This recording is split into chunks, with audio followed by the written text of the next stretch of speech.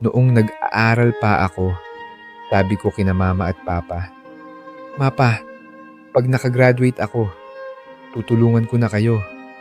Magre-retire kayo ng maaga. Ako na ang bubuhay sa inyo." Mga pangakong galing sa puso. Totoo, buo, walang alinlangan.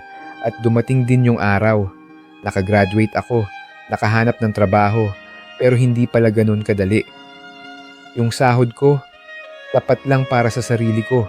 At sa dami ng bayarin, akala ko mabilis kong matutupad ang pangako ko. Hindi pala. Kahit nagtatrabaho na ako, kahit may diploma na ako, sina mama at papa pa rin ang tumutulong sa akin.